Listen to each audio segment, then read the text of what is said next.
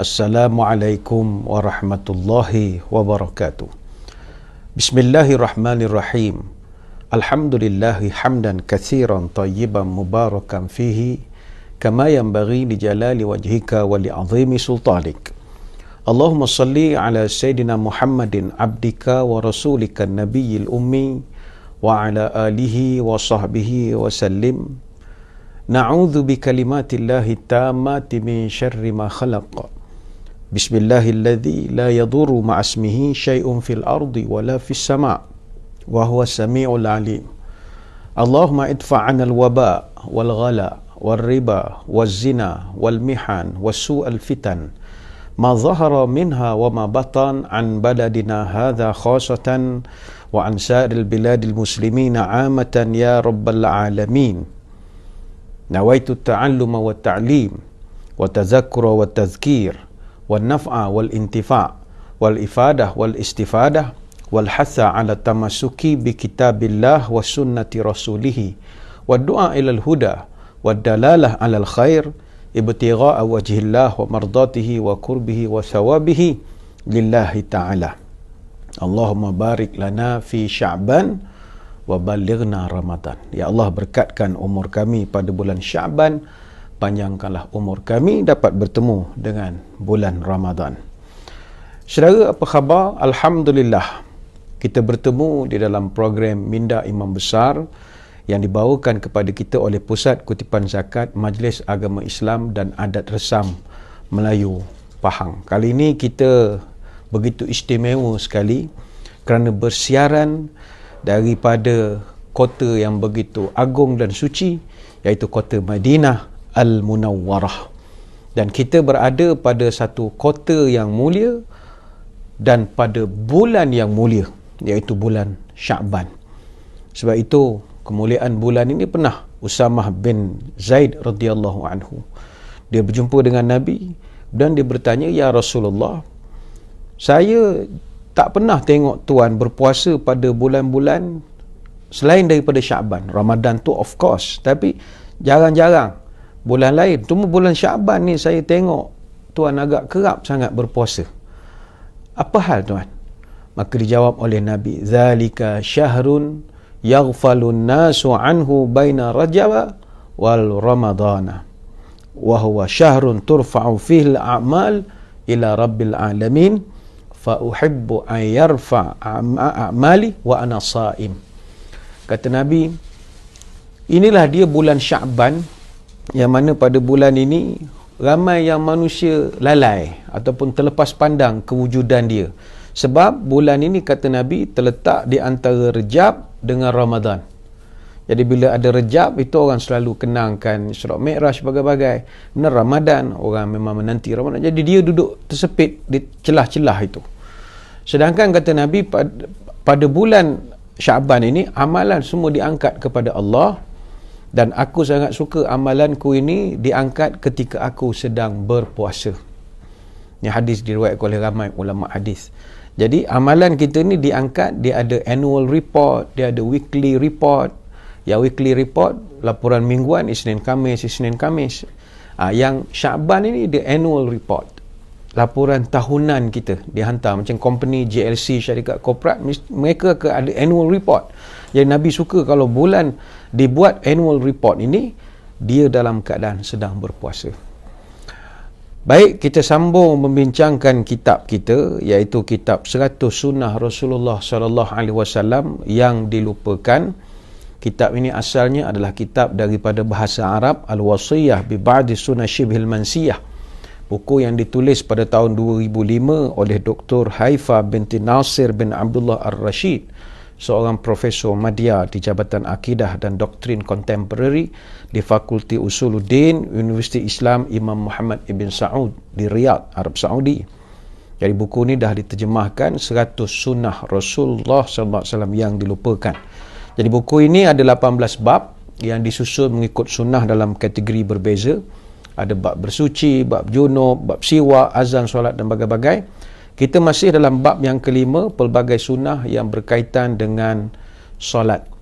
2 minggu yang lalu kita ada bahaskan tentang bab berdoa, bertasbih serta berta'awuz yang ini minta perlindungan kepada Allah ketika membaca ayat-ayat tertentu dalam Quran ni pada halaman 83, dan kita sempat habiskan sampai bab membaca surah selepas Al-Fatihah pada 2 rakaat terakhir solat Zuhur dan Asar, muka surat 86. Jadi kita dah bahaskan pada pertemuan yang lalu tentang kaifiat membaca ayat-ayat tertentu ketika kita mengumandangkan ayat Quran yang berkaitan dengan rahmat, azab, ada perkataan tasbih misalnya.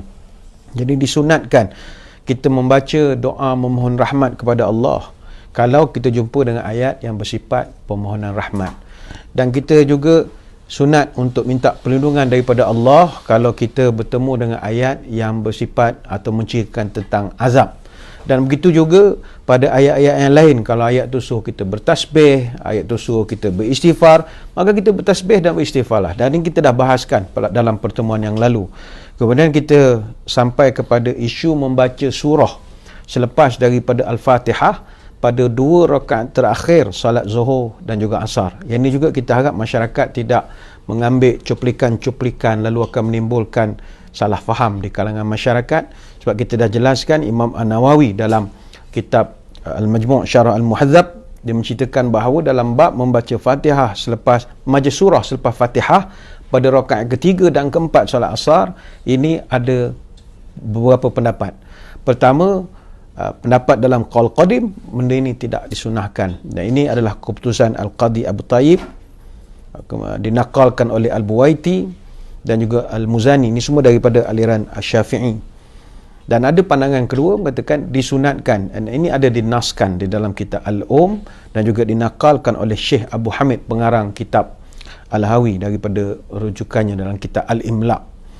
Jadi kita di Minda Imam Besar berpandangan bahawa sekalipun mengikut pendapat yang muktamad dalam mazhab Asy-Syafi'i bahawa tidak disunatkan untuk membaca surah ayat lazim pada rakaat ketiga, keempat dan keempat solat Zuhur dan Asar, namun tidak menjadi masalah untuk seseorang yang beramal sendiri membaca surah pada rakaat ketiga dan keempat, sekiranya, ni kena ingat, kalau dia bukan imam dan juga perbuatannya itu tidak menyebabkan dia terlewat daripada nak mengikut imam semayang. Jadi itu ada sedikit kelonggaran diberikan. Jadi saya ingat jelas perkara itu. InsyaAllah pada minggu ini kita membahaskan satu tajuk yang agak menarik, iaitu ini bagi yang ada kitab, buka muka surat 91, membaca surah Al-Ikhlas setelah bacaan lain pada setiap rakaat pada waktu-waktu tertentu. Muka surat 91. Ada 2 hadis di dalam bab ini. Baik, kita bacakan hadisnya. Bismillahirrahmanirrahim. Pertama, hadis daripada Aisyah radhiyallahu anha, anna Rasulullah sallallahu alaihi wasallam ba'atha rajulan ala sariyatin fakana yaqra'u li ashabihi fi salatihim bi qul huwallahu ahad.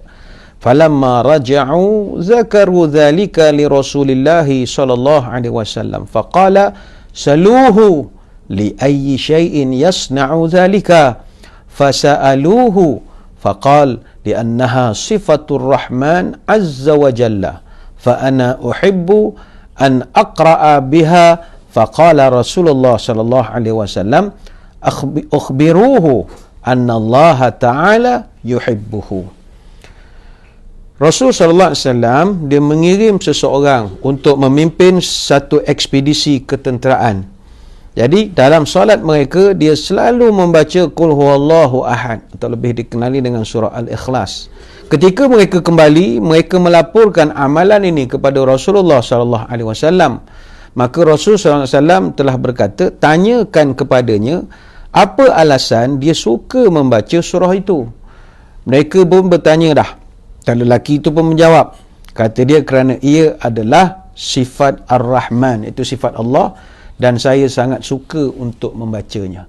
Lantas Nabi SAW bersabda, beritahu kepadanya bahawa Allah mencintainya. Hadis riwayat Bukhari dan juga Muslim. Jadi ini hadis yang pertama, iaitu berceritakan tentang satu ketika Nabi pernah mengirim satu pasukan untuk buatlah satu operasi ketenteraan, mungkin perisikan, mungkin menghantar bantuan, Allahu alam. Jadi dalam pasukan itu ada satu imam yang dilantik, macam kalau kita sekarang ni ustaz kagat lah, daripada kagat masuk dalam pasukan itu untuk nak memimpin kerohanian. Cuma yang herannya ustaz ini setiap kali singgah di mana-mana tempat jadi imam, dia suka membaca surah Al-Ikhlas, iaitu Qul Huwallahu Ahad. Sehingga kan bila anggota balik cerita kepada Nabi, Nabi suruh tanya kepada dia, dan kita tahu Nabi pun suka dia membacakan surah Al-Ikhlas itu. Kemudian ada satu hadis juga daripada Anas bin Malik radhiyallahu anhu. Ini hadis agak panjang, muka surat 92. Bismillahirrahmanirrahim. Kana rajulun minal ansar ya'ummuhum fi masjid Quba. Fakana kullama qara'a suratan yaqra'u lahum fi salati yaqra' biha iftataha bi qul huwallahu ahad hatta yafrugha minha thumma yaqra'u bi suratin ma'aha wa kana yasna'u dhalika fi kulli rak'atin. فكلمه أصحابه فقالوا إنك تقرأ بهذه السورة ثم لا ترى أنها تجزئك حتى تقرأ بسورة أخرى فإما أن تقرأ بها وإما أن تدعها وتقرأ بسورة أخرى قال ما أنا بتاركها إن أحببتم أن أؤمكم بها فعلت وإن كرهتم taraktakum wa kanu yarawnahu afdalahum wa karihu an ya'ummahum ghairuhu falamma atahumun nabiyyu sallallahu alaihi wasallam akhbaruhu al-khabar faqala ya fulan ma mana'aka fima ya'muruka bihi ashabuka wa ma yahmiluka an taqra' hadhihi surata fi kulli rak'atin faqala ya Rasulullah inni uhibbuha faqala Rasulullah sallallahu alaihi wasallam inna hubbaha adkhalakal jannatu. Maksudnya ada seorang ansar mengimamkan salat di Masjid Quba. Macam kita sekarang ni di Madinah Al-Munawwarah, sebelah ini Masjid An-Nabawi, ada satu lagi Masjid Quba. Jadi setiap kali sahabat ini yang jadi imam ni, dia jadi bertugas jadi imam, dia setiap kali membaca surah dalam solatnya, dia memulakan dengan bacaan Qul Huwallahu Ahad, iaitu surah Al-Ikhlas sampai habis. Kemudian dia membaca surah lain pula. Maknanya habis daripada ghairil maghdubi alaihim waladdallin, amin. Bismillahirrahmanirrahim. Qul Huwallahu Ahad, Allahus Samad, lam yalid wa lam yulad wa lam yakul lahu kufuwan ahad. Sepatutnya dia rukuk. Bismillahirrahmanirrahim. Idza jaa nasrullah wal fath. Ini contoh.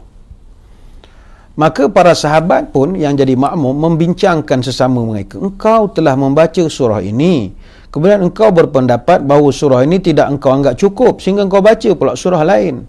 Padahal sebenarnya cukup engkau membaca Qul Huwallahu Ahad itu. Atau engkau meninggalkannya dan engkau baca surah lain. Jawab si lelaki ataupun imam tadi, saya tidak akan meninggalkannya. Jika kamu suka aku menjadi imam, akan ku kerjakan. Namun jika kamu tidak suka, akan aku tinggalkan kamu. Ketika itu para sahabat memandangnya, dia adalah seorang yang paling baik untuk menjadi imam, tidak ada yang lain.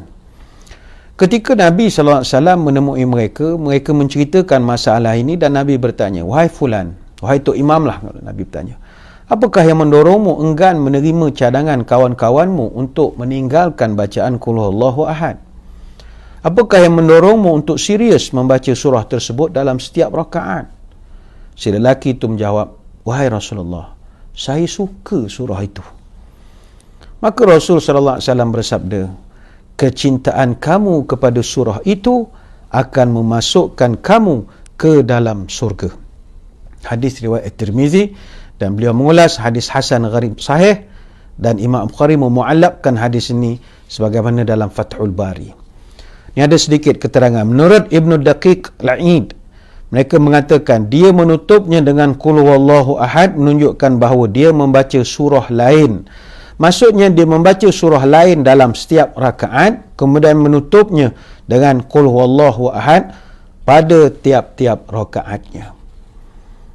Jadi saya kira ini juga antara perkara yang jarang-jarang kita dengar ataupun tak pernah tengok pun Orang selepas daripada dia membaca satu surah, lepas Fatihah dia baca surah, habis surah dia baca pula surah Al-Ikhlas. Itu kita tak pernah tengok. Ataupun ada orang habis Fatihah baca Al-Ikhlas, baca pula surah lain. Itu pun kita jarang tengok. Rupa-rupanya perkara ini pernah berlaku di zaman Nabi SAW, dan Nabi pun tidak mengatakan benda itu salah. Jadi kita dah peringkat awal dulu, kita dah terangkan tentang sunnah-sunnah Nabi SAW ini. Nabi ada sunnah yang dia buat, ada sunnah yang dia tunjuk, ada sunnah yang dia setuju. Maka dalam sunnah yang disetujui ini pun adalah dikir sebagai sunnah Nabi SAW juga.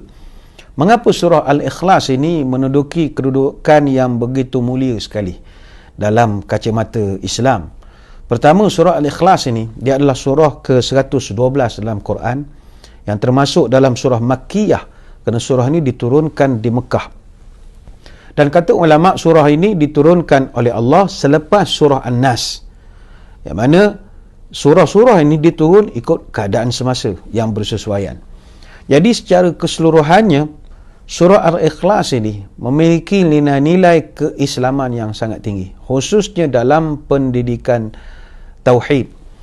Sebab itulah, sesuai dengan sebab diturunkan surah Al-Ikhlas ini, kalau kita rujuk dalam sebuah hadis, diceritakan daripada Abu Al-Aliyah, daripada Ubay bin Ka'ab radhiyallahu anhu, yang mana orang-orang musyrik satu hari mereka bertanya tentang nasab Allah, salah silah Allah kepada Nabi sallallahu alaihi wasallam. Allah ni siapa bapaknya, siapa, dia nak tahu dia punya salah silah, nyusun mari.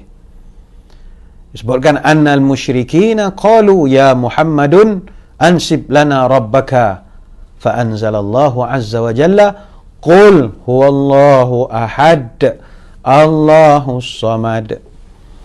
Sesungguhnya kaum musyrikin berkata, wahai Muhammad, sebutkanlah kepada kami nasab Tuhanmu, kalau betul Tuhanmu itu betul, apa nasab dia, sampai ke mana titisannya. Maka ketika itulah fa anzalallah, maka Allah pun terus menurunkan qul huwallahu ahad Allahus samad, sampailah ayat yang terakhir. Ini surah hadis riwayat Tirmizi. Sebab itu bila Nabi disuruh oleh Allah qul huwallahu ahad, itu maknanya wahai Muhammad, say it, proclaim, declare, openly announce, tell them, beritahu pada mereka. Ini satu penegasan daripada Allah Subhanahu wa taala. Banyak keutamaan surah ini. Saya ingat di kalangan saudara-saudari tak ada yang tak menghafal surah Al-Ikhlas. Kalau tak apa, maknanya benak betul lah kalau tak apa surah Al-Ikhlas ini, qul huwallahu ahad ini. Kenapa surah ini begitu tinggi keutamaannya? Pertama sekali, ini kena ingat, nombor satu, surah Al-Ikhlas ini dia setara dengan 1/3 Al-Quran. Ini hadis riwayat daripada Abu Darda radhiyallahu anhu. Ayajizu ahadukum an yaqra fi lailatin thulusal Quran, qalu wa kaifa yaqra'u thulusal Quran, qal qul huwallahu ahad ya'dilu thulusal Qurani. Satu hari, kata Abu Darda, Nabi pernah bertanya, adakah seorang di antara kamu ni tak mampu untuk membaca 1/3 Quran pada setiap malam? Tak mampu ke nak membaca? Jawab para sahabat, macam mana kami nak membaca 1/3 Quran, ya Rasulullah, hilang mengantuk tu membaca Quran saja. Kata Nabi, senang saja, bacalah qul huwallahu ahad, sebab surah itu ya'dilu sulusal Qurani, surah itu sebanding dengan 1/3 Al-Quran. Hadis riwayat Imam Muslim. Sebab itu pernah Nabi SAW dia berpesan kepada Siti Fatimah Az-Zahra radhiyallahu anha. Kata Nabi, wahai Fatimah, kamu jangan tidur sebelum kamu lakukan 4 perkara. Nah, ni pun boleh jadi pesanan untuk kita juga. Pertama, jangan kau tidur sebelum engkau mengkhatamkan seluruh Quran. Yang kedua, jangan kau tidur sebelum kau pastikan seluruh para nabi memberi syafaat kepada engkau pada hari kiamat. Yang ketiga, jangan kau tidur sebelum kau pastikan seluruh orang Islam redha kepada engkau. Yang keempat, jangan kau tidur sebelum kau buat haji dan juga umrah. Maka kata Fatimah, ya Rasulullah, macam mana saya nak buat 4 perkara gitu serentak? Asal jadi nak tidur, jadi tak tidur. Nak baca Quran lagi, nak buat umrah haji macam-macam lagi. Bila nak tidur? Nabi senyum. Lalu kata Nabi begini, pertama, bacalah surah Al-Ikhlas 3 kali, seolah-olah engkau mengkhatamkan seluruh Al-Quran. Baca 3 kali. Yang kedua, selalulah selawat untukku dan kepada para nabi sebelumku, maka semua nabi-nabi ini akan memberi syafaat kepada kamu. Yang ketiga, beristighfarlah untuk setiap orang, untuk semua muslimin muslimat, nescaya semua orang akan redha kepada engkau. Yang keempat, banyakkanlah bertasbih, bertahmid, bertahlil dan bertakbir, maka pahalanya sama seperti seolah-olah engkau melaksanakan ibadat haji dan juga umrah. Jadi jangan lupa sebelum tidur baca Al-Ikhlas, Qul huwallahu ahad. Baca surah Al-Ikhlas 3 kali. 3 kali. Ini keutamaan dia yang pertama. Keutamaan dia yang kedua adalah orang yang membaca surah Al-Ikhlas ini, dia akan mendapat kecintaan daripada Allah. Dan hadisnya adalah hadis yang kita bacakan tadi daripada Aisyah muka surat 91 tadi. Iaitu orang yang bertugaskan oleh Nabi untuk buat operasi ketenteraan, dia suka membaca surah Al-Ikhlas, dan Nabi SAW lantas mengatakan, beritahu pada dia bahawa Allah pun cinta kepada dia. Baik, itu yang kedua. Yang ketiga, orang yang membaca 3 kali surah Al-Ikhlas ini sama seperti dia khatamkan Quran. Bayangkan 30 juzuk Al-Quran kita baca, betul kata Anas bin Malik, man qara'a surat al-ikhlasi marratan faka'annama qara'a thuluthil Qur'ani wa man qara'aha marrataini faka'annama qara'a thuluthail Qur'ani wa man qara'aha thalatha marratin faka'annama qara'al Qur'ani kullahu. Barang siapa membaca surah Al-Ikhlas 1 kali, maka seolah-olah dia membaca 1/3 Quran. Siapa membaca 2 kali, seolah dia membaca 2/3 Al-Quran. Dan siapa membaca 3 kali, seolah-olah dia membaca keseluruhan Al-Quran. Itu keutamaan yang ketiga. Keutamaan yang keempat adalah membaca 10 kali surah Al-Ikhlas, maka ganjarannya adalah akan dibangunkan untuk kita sebuah istana di dalam syurga. Sebagaimana hadis daripada Muaz bin Anas Al-Jahni radhiyallahu anhu, man qara'a qul huwallahu ahad hatta yakhtimuha 10 marratin banallahu lahu qasran fil jannah. Siapa yang membaca qul huwallahu ahad dan membacanya sampai 10 marratin, bacanya sampai 10 kali, maka Allah berjanji akan membangunkan untuk dia satu istana di dalam syurga. Faqala Umar Al-Khattab, idza stakthiru ya Rasulullah. Faqala Rasulullah sallallahu alaihi wasallam, Allahu aktsara wa atibu. Maka ketika Nabi sampaikan hadis ini, Umar Al-Khattab ada.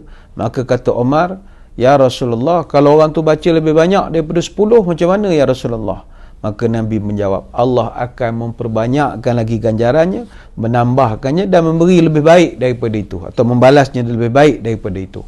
Hadis riwayat At-Tabrani. Itu yang keempat. Yang kelima, keutamaan membaca surah Al-Ikhlas ini adalah berhak mendapat pengampunan dosa selama 50 tahun. Hadis daripada Anas bin Malik radhiyallahu anhu, man qara'a qul huwallahu ahad 50 marratan ghafarallahu lahu dhunubu 50 sanatan. Barang siapa yang membaca qul huwallahu ahad sebanyak 50 kali, nescaya Allah akan mengampunkan dosanya selama 50 tahun. Ini hadis riwayat Ad-Darimi. Itu yang kelima. Yang keenam, keutamaan Al-Ikhlas adalah doa akan diijabah atau mustajab doa. Orang yang membaca doa diselangkan dengan qul huwallahu ahad ini. Kata Abdullah bin Buraidah radhiyallahu anhu, anna Nabi sallallahu alaihi wasallam sami'a rajulan yaqul, Allahumma inni as'aluka bi annaka antallahul ahadus samad antallahul ahadu alladhi lam yalid wa lam yulad wa lam yakul lahu kufuwan ahad. Faqala Rasulullah sallallahu alaihi wasallam, laqad sa'ala Allahu bi ismuhu al-'azam alladhi idza sa'ala bihi a'ta wa idza da'a bihi ajaba. Sesungguhnya satu hari Nabi mendengar seorang berdoa, ya Allah, sesungguhnya saya meminta kepadamu, engkau adalah zat yang maha tunggal, maha ahad, yang tidak beranak dan tidak diperanakkan, tidak ada sesuatu yang setara denganmu, ya Allah. Maka bila Nabi dengar sahabat ni baca doa sedemikian, Nabi pun bersabda, sesungguhnya dia meminta kepada Allah dengan menggunakan nama Allah yang agung, yang jika seorang meminta dengan nama tersebut, maka permintaannya akan diberikan. Dan kalau dia berdoa dengan nama itu, doanya akan dikabulkan. Ini hadis riwayat Imam Ahmad. Jadi, amalkanlah membaca surah Al-Ikhlas ini. Amalkanlah. Dan pelajaran untuk kita juga, surah Al-Ikhlas ini mengajar kita tentang keikhlasan. Inilah satu-satu surah dalam Quran yang namanya tak tally dengan ayatnya. Biasa Quran, kalau nama surahnya surah At-Tin, dalam surah tu pasti ada perkataan tin juga. Wat-tini waz-zaitun. Tapi surah Al-Ikhlas, tidak ada perkataan ikhlas pun dalam surah Al-Ikhlas. Apa pelajaran untuk kita? Ikhlas ni benda tak nampak. Benda yang tak perlu ditulis pada sampul, sumbangan ikhlas apa, tak ada apa-apa. Ikhlas ni benda tak wujud. Baik itu nama surah Al-Ikhlas, bermula daripada Qul Huwallahu Ahad sampai habis, tidak ada perkataan ikhlas. Maka tak payahlah kita nak menulis-nulis sebesar-besar alam perkataan ikhlas, mengatakan kita ikhlas. Ikhlas ni benda rasa, dia bukan benda nampak. Banyaklah pelajaran surah Al-Ikhlas ini. Baik, kita sambung terus pada muka surat yang seterusnya. Cuma dalam muka surat 93 tadi ada Ibnu Daqiq Al-Eid yang menyebutkan tentang sahabat membaca 2 surah dalam satu rakaat. Ini juga ada sedikit perkara yang boleh kita bahaskan. Kata Imam An-Nawawi, ingat, tidak mengapa menggabungkan 2 surah dalam satu rakaat. Berdasarkan hadis daripada Abdullah bin Mas'ud, laqad araftun nadha'ira allati kana an-nabiy sallallahu alaihi wasallam yaqrunu bainahunna fadzakara 20 suratan minal mufassali suratin fi kulli rak'atin. Para sahabat mengatakan, aku tahu surah-surah yang pernah Nabi sallallahu alaihi wasallam gabungkan. Maknanya rupanya Nabi juga pernah buat. Dan kata sahabat, lebih kurang ada 20 surah. 20 surah, kata Abdullah bin Mas'ud. Yang mana 20 surah itu adalah terdiri daripada surah-surah Al-Mufassal, setiap 2 surah dalam satu rakaat. Ini hadis riwayat Bukhari dan Muslim. Pertama kita kena faham, apa makna Al-Mufassal? Mufassal ni, dia begini. Surah dalam Quran, ulama' bahagikan kepada 4 kategori. 4 kluster lah kita panggil. Dasar-dasar pembahagian ini bukan pembahagian ni cara suka-suka, tidak. Ini berdasarkan hadis juga daripada Wasilah bin Asqa radhiyallahu anhu, u'titu makanat tauratis sab'ah wa u'titu makaniz zaburil ma'ina wa u'titu makanal injil mathaniya wa fuddiltu bil mufassal. Aku diberi ganti kitab Taurat dengan As-Sab'u, iaitu 7 surah yang panjang. Dan aku diberi pengganti kitab Zabur dengan surah Al-Ma'in. Dan aku diberi pengganti kitab Al-Injil dengan Al-Mathani. Dan aku diberi tambahan dengan surah-surah Al-Mufassal. Hadis riwayat Imam Ahmad, dan hadis ni dihasankan oleh Syu'aib Al-Arnaut. Imam Al-Baihaqi rahimahullah ketika menjelaskan hadis ini, wal ashbah an yakuna al-murad bis-sab' fi hadhihi al-hadis as-sab'u tuwal wal ma'in kullu surah balagat 100 ayat fasa'ida wal mathani kullu surah duna al-ma'in wa fawqa al-mufassal. Pertama, kata Al-Baihaqi, surah At-Tiwal. At-Tiwal ini diambil daripada perkataan tawil, maknanya panjang. Jadi surah At-Tiwal ni surah yang panjang-panjang. Ada berapa surah yang panjang? Ada 7 surah. Sebab itu disebut sebagai As-Sab'u At-Tiwal, 7 surah yang panjang. Ini kena ingat, surah Al-Baqarah, surah Ali Imran, surah An-Nisa, surah Al-Ma'idah, surah Al-An'am, surah Al-A'raf, dan surah Al-Anfal. Ini 7 surah yang paling besar sekali atau paling panjang sekali. Yang kedua ada surah Al-Ma'in. Surah Al-Ma'in ini adalah, Ma'in ini daripada perkataan mi'ah, maknanya 100, nombor 100. Surah Al-Ma'in ini maknanya surah yang jumlah ayatnya lebih kurang 100 ayat. Ia tidak lebih daripada 100 ayat. Yang ketiga surah Al-Masani. Masani daripada perkataan sana, maknanya kita mengulang-ulang. Kata Ibn Abbas dan juga Sa'id bin Jubair, disebutkan diulang-ulang sebab Allah banyak mengulang-ulang tentang beberapa perkara. Pertama, hukum hakam faraid di dalam surah-surah ini, ataupun hukum-hukum syariat, ataupun al-qasas, kisah-kisah atau cerita-cerita, dan ada al-amsal, banyak perumpamaan. Jadi berdasarkan dari segi urutannya, maka Al-Masani adalah surah-surah yang duduk selepas Al-Ma'in, surah yang 100-100 ini. Kemudian yang keempat, surah Mufassal. Ini kita sebut tadi, Nabi baca surah Mufassal. Surah Mufassal ini daripada perkataan Al-Faslu, maknanya batas. Dinamakan Mufassal sebab ayatnya pendek-pendek. Jadi ada juga mengatakan dinamakan Mufassal ini kerana surahnya pendek sehingga banyak pemisah antara satu surah dengan satu surah dengan basmalah. Banyak pemisah dia. Jadi menurut pendapat yang kuat, surah-surah Mufassal ini bermula daripada surah Qaf sampailah surah An-Nas. Ini kita boleh rujuk dalam tafsir Ibnu Kathir. Jadi surah Al-Mufassal ini pula kata ulama, dia bagi pula kepada 3. Satu dipanggil Tiwal Mufassal, Mufassal yang panjang. Kata ulama, dia bermula daripada surah Qaf sampailah surah Al-Mursalat. Ini semua akhir juzuk ke-29. Yang kedua, Wasat Mufassal, maknanya mufassal pertengahan, bermula daripada surah An-Naba sampailah surah Ad-Duha. Dan yang ketiga, Qisar Mufassal, iaitu mufassal yang pendek-pendek, bermula daripada surah Al-Insyirah sampailah surah terakhir dalam Quran, iaitu surah An-Nas.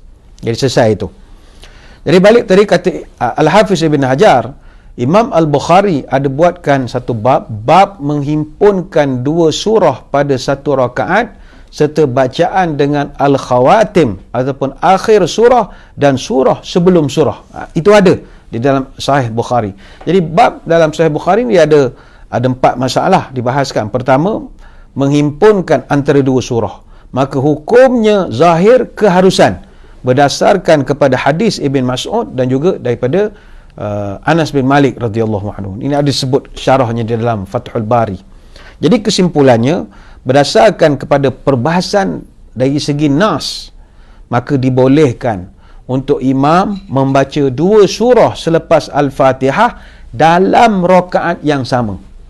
Walaupun begitu, kebiasaannya Nabi SAW hanya membaca 1 surah saja pada setiap rakaat selepas daripada Al-Fatihah. Justru kebolehan untuk melakukan 2 surah bukanlah satu kemestian yang kita lakukan pada setiap masa, tapi boleh dilakukan time to time. Boleh kita lakukan misalnya untuk nak mengambil barakah daripada sunnah Nabi SAW. Baik, selesai bincangkan tentang hadis Anas bin Malik. Kita masuk kepada bab yang baru. Ini muka surat 94. Bagi yang di kitab, buka muka surat 94. Meratakan punggung ketika rukuk. Meratakan punggung ketika rukuk. Ini juga sunnah yang ditinggalkan. Ada 3 hadis yang disebutkan oleh tuan kitab. Mari kita lihat uraiannya. Persoalan ini timbul kerana ada dalam kalangan umat Islam yang mengangkat kepala melebihi batas lurus punggungnya. Maknanya dia belakang dia, kepala dia terangkat. Dia macam budak motor, bawa motor terangkat kepala gitu. Ada pula yang sebaliknya, iaitu terlalu merendahkan kepala hingga ke bawah dan tak sama level dengan punggungnya. Maknanya tu, tapi kepala ke bawah pula lah. Pun tidak betul. Imam Al-Bukhari telah menulis sebuah bab berjudul menyamakan punggung ketika rukuk. Abu Humaid pernah menceritakan kepada para sahabatnya, Nabi SAW rukuk kemudian menyamaratakan punggungnya. Dia boleh rujuk dalam Fathul Bari. Menurut Ibn Rajab Al-Hambali dalam syarah Fathul Bari, tulisan Imam Al-Bukhari menampakkan secara terang istilah al-hasar yang bermakna menyeimbangkan dan menyamaratakan. Menurut Al-Khattabi pula, istilah hasara zahrahu bermakna meluruskan tengkuk dengan bahagian atas punggung dengan tidak mengangkat ataupun merendahkan kepala itu. Ibn Hajar dalam Fathul Bari menjelaskan ucapan bab istiwa'uz zahru birruku' bermakna tanpa menundukkan kepala daripada badan ataupun sebaliknya. Menurut pendapat Al-Khattabi yang mengulas pendapat Ibn Hajar ini, istilah hasara bermaksud membongkokkan dengan rata tanpa ada yang bengkok walau sedikit pun. Mari kita lihat hadis-hadisnya. Pertama, hadis riwayat Al-Bukhari daripada Abu Humaid As-Sa'idi, disebutkan muka surat 95 ya. Ana kuntu ahfazakum li salati Rasulillah sallallahu alaihi wasallam ra'aituhu idza kabbara ja'ala yadayhi hizaa'a mankibaihi wa idza raka'a amkana yadayhi min rukbatayhi thumma hasara dhahrahu. Saya adalah orang yang paling ingat terhadap solat Rasulullah sallallahu alaihi wasallam. Saya melihat apabila baginda bertakbir, baginda meletakkan kedua tangannya sejajar dengan kedua bahunya. Apabila baginda rukuk, baginda tempatkan kedua tangannya pada kedua lututnya. Kemudian baginda meluruskan punggungnya selurus-lurusnya. Itu hadis pertama. Hadis yang kedua, hadis riwayat Muslim daripada Aisyah. Wa kana Nabi sallallahu alaihi wasallam idza raka'a lam yushkhis ra'sahu wa lam yusawwibhu. Apabila rukuk, baginda tidak mendongakkan kepalanya hingga melebihi punggungnya dan tidak pula merendahkannya sehingga di bawah punggungnya. Menurut Imam An-Nawawi dalam Syarah Muslim, hadis tersebut menjelaskan kedudukan rukuk adalah dengan meluruskan punggung hingga kepala sejajar dengan tulang belakang. Hadis-hadis terdahulu disokong dengan beberapa hadis turut membawa makna yang sama. Sebahagian riwayatnya disebutkan oleh Al-Hafiz Ibn Hajar dalam kitabnya Fathul Bari dan beliau dhaifkan. Namun begitu, para ulama telah berusaha melakukan penelusuran ke atas sanad dan riwayatnya sehingga beliau berjaya mengelirukan yang tidak sahih. Seterusnya, memisahkan sebahagian yang layak dijadikan sebagai penguat. Ini kita perlu rujuk dalam kitab Al-Silsilah. Banyak ni perbahasan ulama dari segi teknikal hadis-hadisnya. Seterusnya, hadis yang ketiga, kana idza raka'a sallallahu alaihi wasallam law subba ala dhahrihi ma'un lastaqarra. Jika Rasulullah sallallahu alaihi wasallam melakukan rukuk, kemudian air ditumpahkan pada punggungnya, nescaya air itu tidak akan bergerak kerana lurus punggungnya. Maknanya kalau Nabi tu dia rukuk, Nabi rukuk, taruh gelas di belakang dia, tak tumpah. Maknanya betul-betul lurus sekali Nabi punya bongkok ataupun tunduk ketika rukuk tu. Dia betul-betul tunduk betul. Jadi kalau letak gelas tak tumpah. Kalau kita pergi masjid sekarang, kalau misalnya kita nak taruh gelas di atas jemaah kita yang rukuk-rukuk, saya ingat habis basah kapet masjid. Macam-macam bongkok, ada terangkat, ada yang tak berapa nak tutup, ada macam-macam pesen lah orang sekarang ni. Baik. Di akhir kajiannya beliau menjelaskan hadis yang menafsirkan kedudukan rukuk baginda sehingga punggungnya betul-betul lurus adalah sahih. Seterusnya beliau menutup ulasannya dengan menyuruh supaya kajiannya dijadikan sebagai tahqiq ataupun verifikasi kerana ia tidak akan dapat ditemukan di tempat lain. Jadi rukuk ini dia ada manfaat kalau kita buat secara elok-elok sebagaimana Nabi suruh. Nabi ni apa sunnah dia semua ada manfaat. Ada manfaat kalau kita mengkajinya. Ada satu buku, The Quran and Modern Science. Ini buku oleh Dr. Zakir Naik. Quran dan juga Sains Moden. Dia mengatakan bahawa rukuk ini, dia pertama, dia boleh menyeimbangkan aliran darah ke jantung dan ke otak kita. Ini yang pertama. Posisi rukuk yang kita buat itu, dia dapat menjaga fungsi saraf. Maknanya saraf pusat, saraf tepi, saraf optikus ataupun saraf penglihatan, menjaga saraf olfactorius, saraf bau. Kita rukuk elok-elok, saraf bau kita bagus. Menjaga saraf octavus, ni untuk pendengaran. Menjaga saraf vagus, ni organ dalaman. Menjaga otot leher punggung untuk otak serta tulang belakang. Ini Dr. Zakir Naik. Dia memang doktor perubatan betul.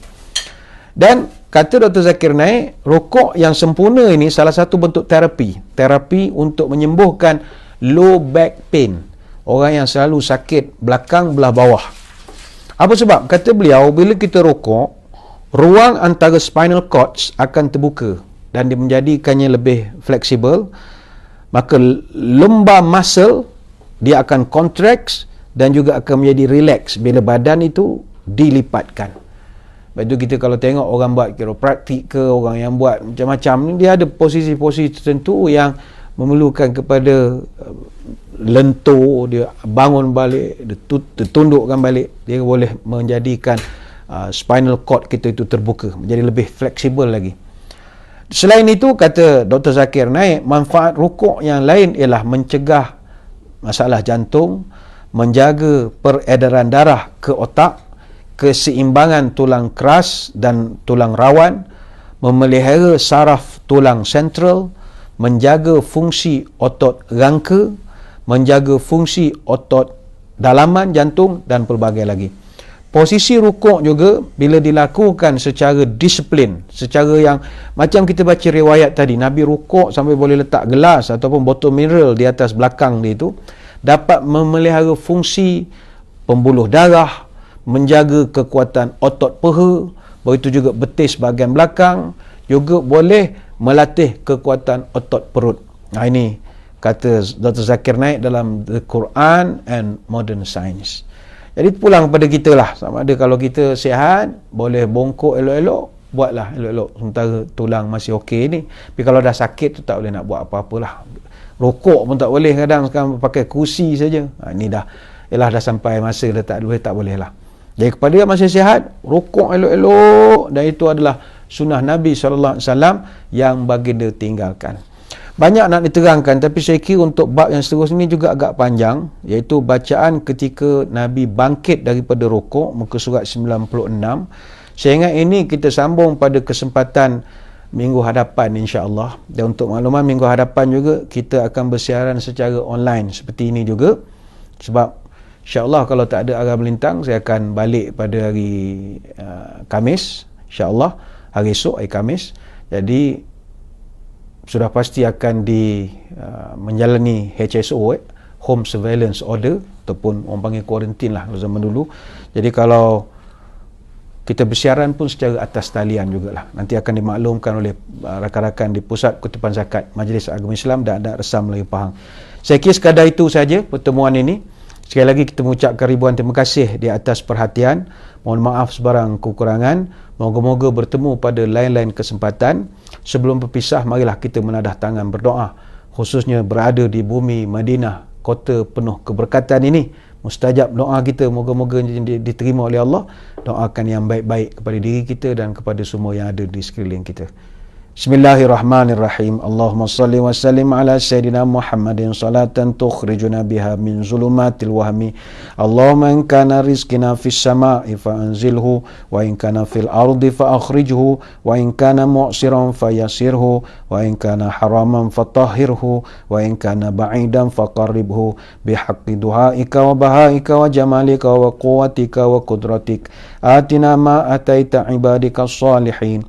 Ya Allah, kalau rezeki kami masih di langit, turunkanlah. Kalau di bumi, keluarkanlah. Kalau susah, permudahkanlah. Kalau haram, sucikanlah. Kalau jauh, dekatkanlah. Berkat waktu duhamu, berkat kecantikanmu, keindahanmu, kekuatanmu, kekuasaanmu, limpahkan kepada kami segala yang telah engkau limpahkan kepada hamba-hambamu yang soleh. Allahumma arinal haqqa haqqan warzuqna tiba'ah, wa arinal batilan batilan warzuqna ijtinabah, wa la taj'alhu multabisan alaina fanadil, wa ja'alna lil muttaqina imama. Ya Allah, tunjukkan kepada kami kebenaran itu sebagai kebenaran dan rezekikanlah kami untuk mengikuti kebenaran, dan tunjukkanlah kami yang batil itu batil, dan rezekikanlah kami untuk menjauhi kebatilan, dan jangan jadikan kami terkeliru atas agama ini sehingga kami sesat, dan jadikanlah kami orang bertakwa sebagai pemimpin. Subhanakallahumma wa bihamdika nasyhadu an la ilaha illa anta nastaghfiruka wa natubu ilaik. Wa sallallahu ala sayyidina Muhammadin wa ala alihi wa sahbihi wa baraka wa sallam. Walhamdulillahirabbil alamin. Sekadar itu, mohon pada seluruh jemaah muslimin muslimat mendoakan perjalanan saya balik ke tanah air pada hari Khamis sampai dengan baik, jauh dari sebagai musibah, dan moga-moga tak adalah benda-benda yang tak diingini berlaku. Sekadar itu, wabillahi taufiq wal hidayah. Wassalamualaikum warahmatullahi wabarakatuh. Wallahu a'lam.